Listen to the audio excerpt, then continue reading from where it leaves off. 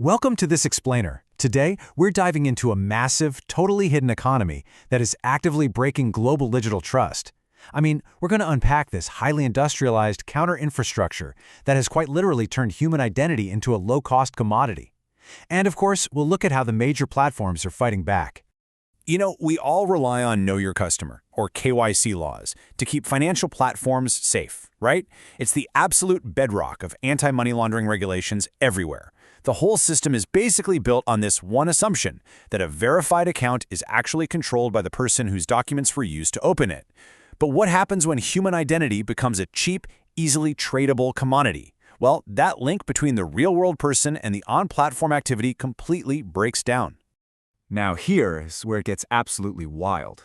The sheer economics of this problem are terrifying.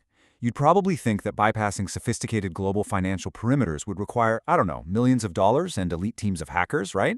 But according to recent intelligence, it can cost as little as $7 to $10, literally less than the price of your monthly streaming subscription. For that tiny amount, illicit actors are buying verified identities to just completely bypass compliance, sanctions, and platform rules.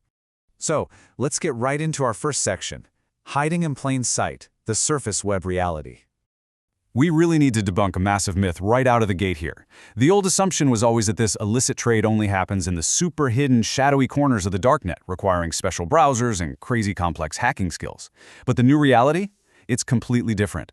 The high-velocity trade of verified accounts has actually migrated right out onto easily searchable surface web channels. We're talking public Facebook groups, Telegram channels, WhatsApp chats. It is happening right where everyday users are already spending their time. We actually intercepted a post from a public Facebook group that just blows my mind. It perfectly illustrates how incredibly brazen these recruitment hubs are when they target specific brand ecosystems.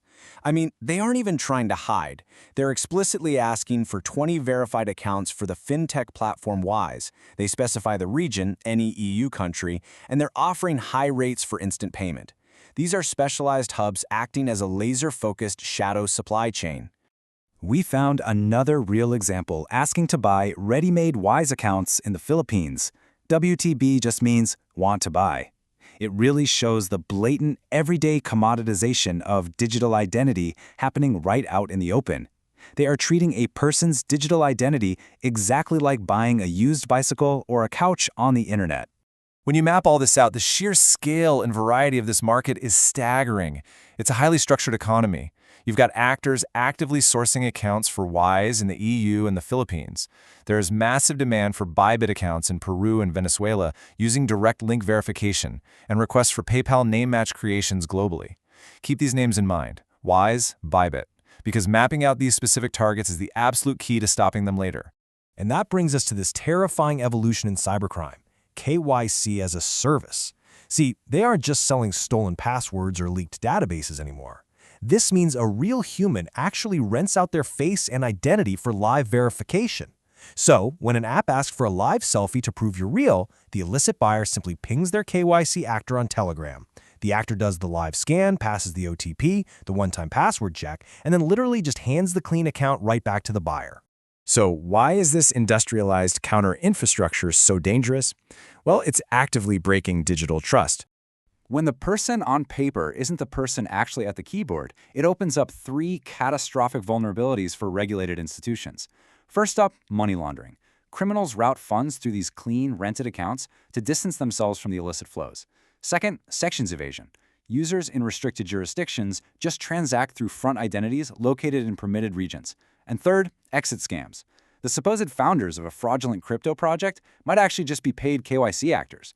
When the project goes bust, it makes it completely impossible for law enforcement to recover the funds. The anatomy of this hack is basically a 3-step dance. Step 1, a completely clean onboarding process done by a real human with real documents, which gives the platform a total false sense of security. Step 2 is the quiet handoff of the account credentials and 2-factor authentication to the illicit operator. And step 3 is when the high-risk activities actually begin, which is usually long after those initial security checks have been passed with flying colors. But, hey, there is a silver lining here. These operations do leave traces. Compliance teams just have to know exactly what red flags to look for.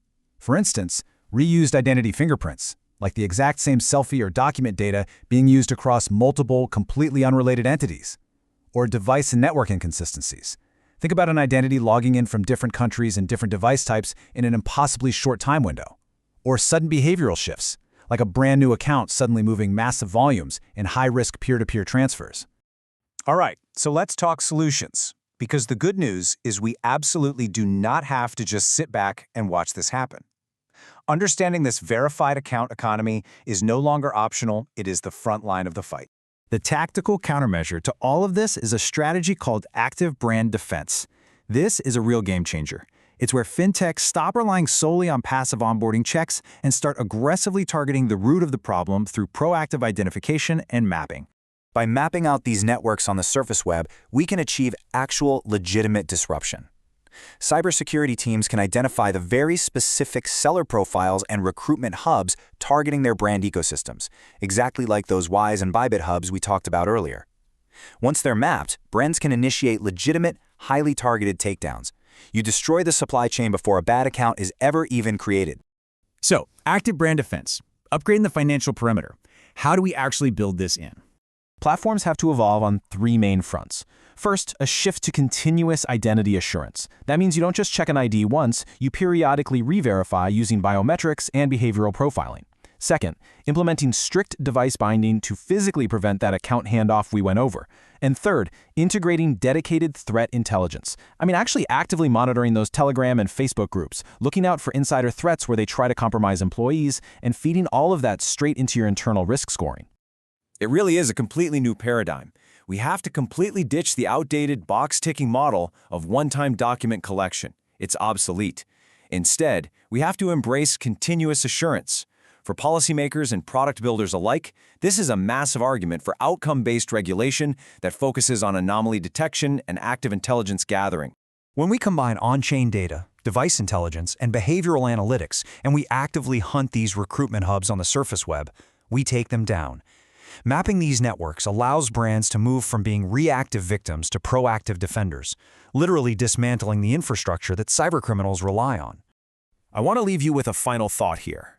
As the economic incentive to outsource identities grows, and as AI makes deepfake videos and fake documents ridiculously cheap, traditional verification is going to face unprecedented pressure. So you have to ask yourself, is your platform truly knowing its customer, or are you just renting an illusion?